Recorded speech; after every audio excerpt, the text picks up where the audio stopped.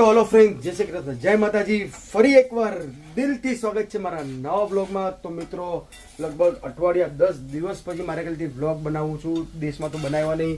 તો જોઈ લો, અહીંયા બપોરના વાગી ગયા છે 12:15 અને મેડમ આવી ગયા છે ડ્યુટીથી.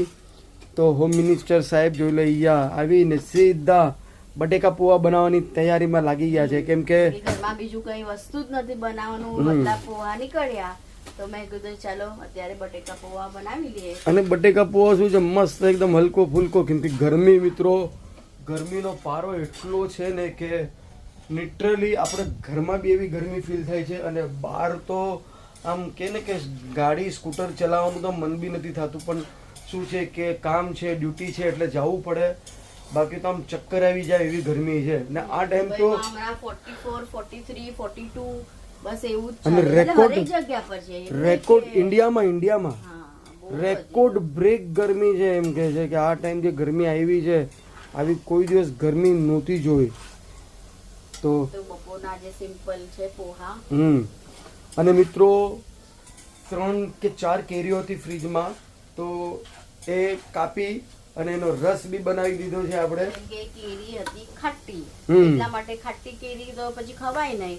તો પછી શું કરવાનું, ફેંકી દેવા કરતા તો એમાં સાકર નાખી, દૂધ નાખી. આમાં ખાટી કેરી ખાય એટલે આંખ મોડું બધી કરવા માંડે. આમ કે જો તમને એક્શન બતાવો, એમ કરવા માંડે. એના કરતા તો એનો રસ કાઢી 5-6 ચમચી સાકર નાખી, દૂધ નાખી એને રસ બનાવી દે અને એ પીવાઈ જાય. કેમ કે અતિશય ખાટી હતી કેરી. તો જોઈ લો, બટેકા આપણા સરસ થઈ ગયા છે. એટલે હું છે ને પોહા બનાવું ને એટલે બટેટાને પેલા ફ્રાય કરી લઉં કે ફટાફટ થઈ જાય. કાંદાને શું છે ટાઈમ નથી લાગતું, પણ બટેટાને ટાઈમ લાગે ને. તો બટેટાને તેલમાં ફ્રાય કરી લઉં ને, મસ્ત ફ્રાય કરેલા બટેટા સારા સરસ ક્રિસ્પી લાગે. અને મારી મમ્મી બનાવતી ને, તો મારી મમ્મી શું કરે, બટેટાને બોઇલ કરી નાખે. હા, અને હજી બી ઘણા બધા ઘરોમાં એવી રીતના જ થાય છે. બટેકા બોઇલ કરી ને પછી એને કાપી નાના નાના ટુકડા કરીને પછી પોવામાં નાખે. તો આપણી ત્યાં તો ઓપોઝિટ છે. બટેટા પહેલા ફ્રાય થઈ જાય છે. બટેટા જોઈ લો કેવા સરસ ગોલ્ડન બ્રાઉન થઈ ગયા છે. હવે એની ઉપર નાખી દીધો કાંદો. અને કાંદો તો હમણાં લગભગ સમજો ને 5 મિનિટમાં તો કાંદો એકદમ સોટે થઈ જ જશે. કેમ કે તેલ ખાસું એવું ગરમ છે. કરી લીધા હતા. મારા ફેવરેટ મરચા કાઢી લીધા, કેમ કે પછી બહુ હજી રાખે ને તો આમાં ભરી જાય. પણ ચાલે, ચૂરેલા મરચા બી મજા આવે. નાખશું પોહા બની જાય ને ત્યારે. મરચા મસ્ત એકદમ 5 મરચા લીધા છે મેં. કેમ કે મેડમ તો મરચા ખાતા જ નથી. બરાબર ને મેડમ? બહુ તીખા બહુ નથી ખાવતું. બરાબર.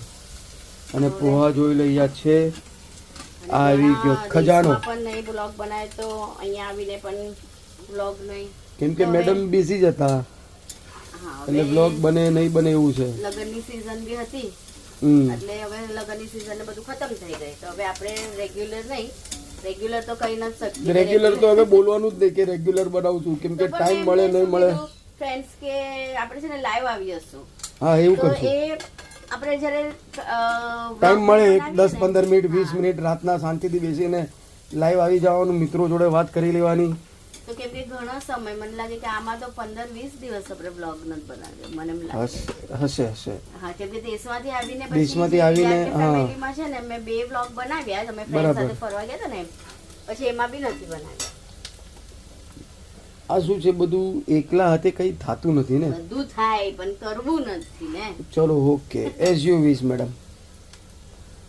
હોમ મિનિસ્ટર સાહેબ. અને જોઈ લો બહાર, આ જોઈ લો ઉનાળાનો તાપ તો જોઈ લો કેવો છે. ઉનાળાનો તાપ જોરદાર. મિત્રો, પોવા સરસ મજાના જોઈ લો, એકદમ ધોવાઈ ગયા, પાણીમાં પલાળી ગયા. હવે સીધા કઢાઈની અંદર. અને બટેકા પોવા તો મને બહુ ગમે, બહુ જ ગમે ખરેખર. આમ ઝટપટ બની જાય. ઝટપટ રેસીપી બટેકા પોવાની.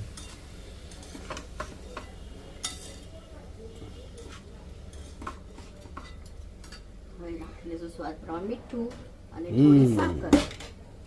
લીંબુ નથી એટલે લીંબુને સ્કીપ કરીએ. લીંબુ સ્કીપ થઈ ગયું છે, લીંબુ નથી આપણા ઘરમાં. તો સરસ મજાના જોઈ લો એકદમ. બાકી ખાટા મીઠા હોય ને પોવા તો મસ્ત લાગે. લીંબુ નથી ને ફ્રીજમાં છે? ના, નથી. તો ભીના ભીના હાથે જરાક સાકર,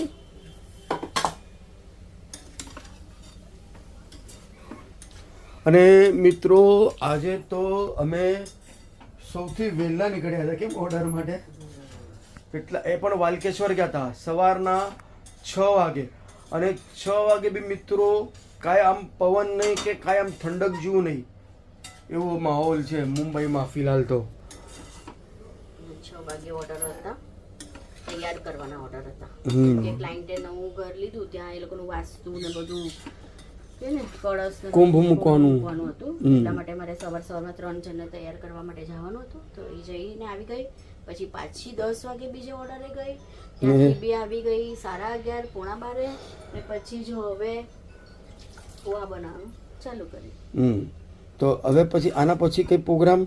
હા, તો આપણે તો છે જ ને, તમારું શેડ્યુલ તો હંમેશા તમારું શેડ્યુલ ફિક્સ જ હોય છે. 1:30 વાગે નીકળવાનું છે.